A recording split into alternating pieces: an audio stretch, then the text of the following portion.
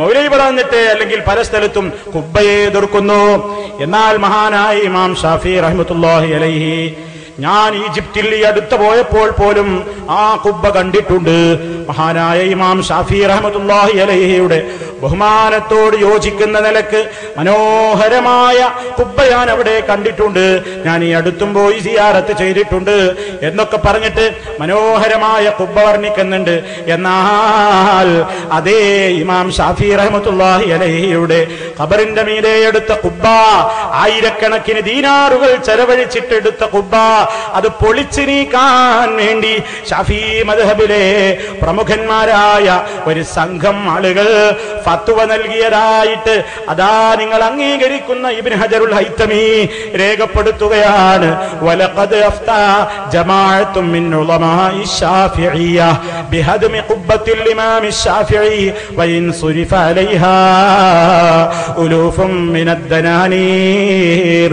ആയിരക്കണക്കിന് ദീനാറുകൾ ചെലവഴിച്ചിട്ട് നിർമ്മിച്ച കുബ്ബയായിട്ട് പോലും ആ കുബ്ബ ഷാഫി ഇമാമിന്റെ ഖബറിന്റെ മുകളിലുള്ള കുബ്ബ ഇടിച്ച് പൊളിക്കാൻ വേണ്ടി ഷാഫിഈ മദ്ഹബിലെ പ്രമുഖന്മാരായ ഒരു സംഘം തന്നെ ഫത്വ കൊടുത്തിരിക്കുന്നു. നിങ്ങൾ ചിന്തിച്ചു നോക്കൂ, കുബ്ബ പൊളിക്കാൻ ആരാ പറഞ്ഞത്? നിങ്ങൾ ഇവിടുന്ന് പ്രസംഗിച്ചില്ലേ?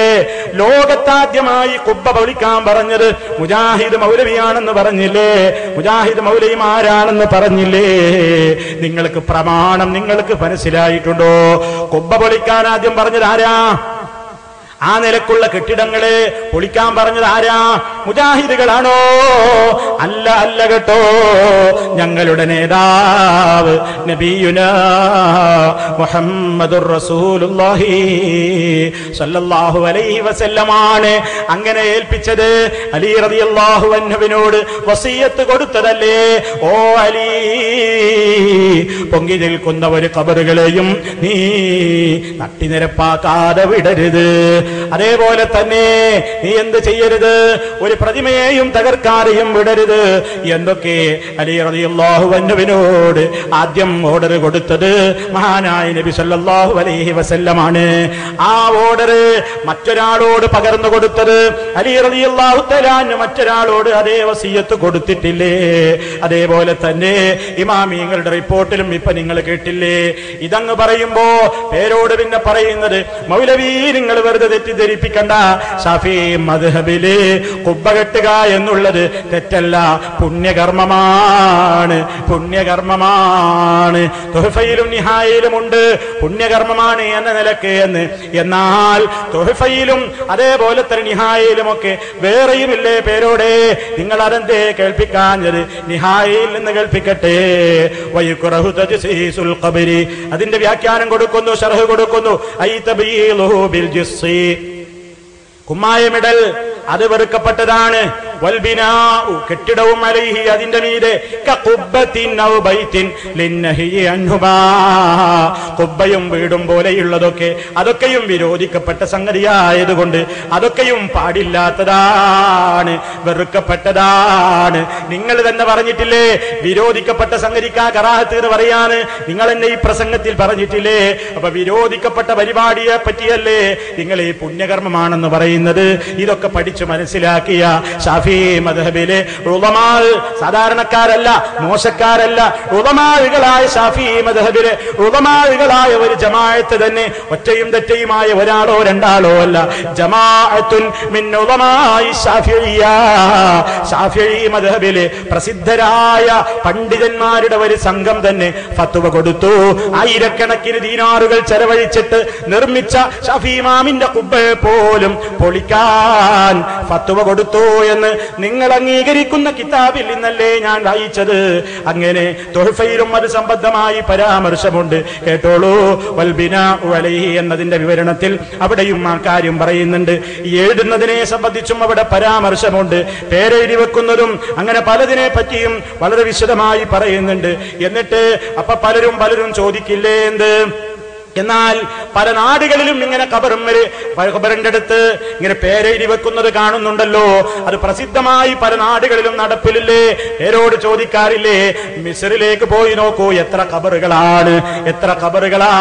ഇറാനിൽ എത്ര ഖബറുകളാ, ഒമാനിൽ എത്ര ഖബറുകളാ, എത്ര ഖബറുമല എഴുതി വെച്ചിട്ടുള്ളത് എന്നൊക്കെ ഇങ്ങനെ ചോദിക്കാറില്ലേ? ഏതെങ്കിലും ചില കാലഘട്ടത്തിൽ അതൊക്കെ അവിടെ നിലനിന്നു എന്നതുകൊണ്ട് അതൊന്നും ഇസ്ലാമിൽ രേഖയല്ല കേട്ടോ. കാരണം നല്ല കാലത്ത് ചെയ്തതേ തെളിവുള്ളൂ. കാലം ദുഷിച്ചു പോയിട്ടുണ്ട്. കാരണം പണ്ഡിതന്മാര് പറഞ്ഞാൽ അംറും ബിൽ മഅറൂഫും നഹിയും അനിൽ മുൻകറും, അഥവാ പണ്ഡിതന്മാര് ജനങ്ങളോട് പറഞ്ഞാൽ പണ്ഡിതന്മാരുടെ വാക്കുകൾക്ക് വില കൽപ്പിക്കാത്ത പല ആളുകളും പല രാജ്യങ്ങളും പല കാലങ്ങളും കഴിഞ്ഞു പോയിട്ടുണ്ട്. അങ്ങനെയുള്ള കാലത്തൊക്കെ അവിടെ നിലനിന്നതൊന്നും ഒരു തെളിവായിട്ട് പറയാൻ കൊള്ളില്ല എന്ന നിലക്ക് സംസാരിക്കുന്നുണ്ട് പിന്നീട്. അപ്പൊ സഹോദരന്മാരെ, ലോകത്ത് അവിടെ ഖബറില്ലേ, ഇവിടെ കുബ്ബയില്ലേ, ഇവിടെ ജാറമില്ലേ എന്നതൊന്നും ഇസ്ലാമിൽ രേഖയല്ല കേട്ടോ. ഇസ്ലാമിലെ രേഖ അത് പഠിപ്പിക്കേണ്ടത് മുഹമ്മദുർ റസൂലുള്ളാഹി സ്വല്ലല്ലാഹു അലൈഹി വസല്ലമാണ്. സഹാബത്ത് അത് നമുക്ക് പഠിപ്പിച്ചു തരണ്ടേ? നിങ്ങൾ നോക്കൂ, ഖബർ ഒരു ചാണിലധികം ഉയർത്തരുത് എന്ന് ഈ ഷാഫി മദ്ഹബിലെ തന്നെ പണ്ഡിതന്മാർ രേഖപ്പെടുത്തിയിട്ടില്ലേ? ശറഹുൽ കബീറിൽ നിന്ന് വായിക്കട്ടെ. അൽ മുസ്തഹബ്ബു അല്ലാ യുസാദ ഫിൽ ഖബരി അലാ തുറാബിഹി അല്ലദീ ഉഖ്രിജ മിൻഹു ഹത്താ ലാ യഅ്ലുമ ശുഹൂസുഹു അനിൽ അർളി വലാ യർഫഅ അർശുഹു ഇല്ലാ ഖദ്റ ശിബിരിൻ ലിമാ റുവിയ അൻ ജാബിർ റളിയല്ലാഹു അൻഹു അന്നഹു ലുഹിദ ലിറസൂലില്ലാഹി സ്വല്ലല്ലാഹു അലൈഹി വസല്ലം വനുസിബ അലൈഹി ലബ്ന നസ്ബൻ വറുഫിയ ഖബ്റുഹു ഖദ്റ ശിബിരിൻ. ഞാൻ പറയട്ടെ അതിന്റെ ആശയം.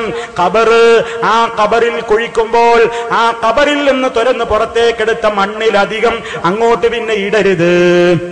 ഖബർ കുഴിക്കുമ്പോ പുറത്തേക്കെടുത്ത മണ്ണ് അതിലപ്പുറം ഇത് ചേർക്കരുത്. എന്താ ചേർത്താല് ഖബർ വലുതാവും, ഖബർ ഉയരം കൂടി പോകും. അതുകൊണ്ട് ഒരു ചാണിലപ്പുറം അത് ഉയർന്നു പോകും. ഒരു ചാണല്ലേ പാടുള്ളൂ. അതുകൊണ്ട് അങ്ങനെയാണ് ചെയ്യേണ്ടത്. തെളിവും പറയുന്നുണ്ട്. അതാ നബി സല്ലല്ലാഹു അലൈഹി വസല്ലമിന്റെ ഖബർ ഒരു ചാണാണ് ഉയർത്തപ്പെട്ടത്. ഇനി ഷാഫി ഇമാം തന്നെ പറഞ്ഞിട്ടില്ലേ? ഷാഫി ഇമാമിന്റെ ഗ്രന്ഥത്തിൽ നമുക്ക് കാണാം, വഉഹിബ്ബു, ഞാൻ ഇഷ്ടപ്പെടുന്നു, അല്ലാ യുസാദ ഫിൽ ഖബരി തുറാബും മിൻ ഗൈരിഹി വലൈസ ബിഅൻ യകൂന ഫീഹി തുറാബും മിൻ ഗൈരിഹി ബഅസുൻ ബിഅന്നഹു ഇദാ സീദ ഫീഹി തുറാബും മിൻ ഗൈരിഹി ഇർതഫഅ ജിദ്ദാ وإنما أحب أن يشخص على وجه الأرض شبرا أو نحوه وأحب أن لا يبنى ولا يجصص فإن ذلك يشبه الزينة والخيلاء وليس الموت موضع واحد منهما. ആശയം പറയട്ടെ സഹോദരന്മാരെ, നേരത്തെ പറഞ്ഞ കാര്യം തന്നെയാണ് ഇമാം ഷാഫി റഹ്മത്തുള്ളാഹി അലൈഹിയും പറയുന്നത്. ഖബറിൽ നിന്ന് പുറത്തേക്കെടുത്ത മണ്ണിലപ്പുറം അതിലേക്ക് കൂട്ടരുത്, മറിച്ച് ഭൂമിയിൽ നിന്ന് സമതലപ്പിൽ നിന്ന് ഒരു ചാൺ ഉയർത്തപ്പെടുന്നതാണ് ഞാൻ ഇഷ്ടപ്പെടുന്നത് എന്ന് ഇമാം ഷാഫി റഹ്മത്തുള്ളാഹി അലൈഹി പറയുന്നു. അതിന്മേൽ എടുപ്പെടുക്കുന്നത് ഞാൻ ഇഷ്ടപ്പെടുന്നില്ല. അത് എടുപ്പെടുക്കപ്പെടാതിരിക്കണം എന്നാണ് ഞാൻ പറയുന്നത്. കുമ്മായമിടരുത് എന്നൊക്കെ പറഞ്ഞിട്ട് അതൊക്കെ അലങ്കാരത്തിന്റെയും താൻ പോരിമയുടെയും ലക്ഷണങ്ങളാണ്. മരണം അതിന്റെയൊന്നും സ്ഥലങ്ങളല്ലല്ലോ എന്ന് ഷാഫി ഇമാം രേഖപ്പെടുത്തുന്നു. ഇനിയും നോക്കൂ നിങ്ങൾ, ഹൈത്തമി നിങ്ങൾ അംഗീകരിക്കുന്ന പണ്ഡിതനല്ലേ?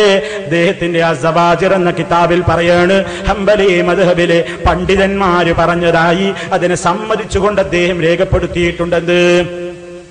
ഹറാമുകളിൽ, ഗൗരവതരമായ ഹറാമുകളിൽ പെട്ടതാണ്, ശിർക്കിന്റെ കാരണങ്ങളിൽ പെട്ടതാണ് ഖബറുകളുടെ സമീപം നിസ്കരിക്കലും ഖബറുകളെ പള്ളികളാക്കലും അതിന്മേൽ എടുപ്പെടുക്കലും ഒക്കെ.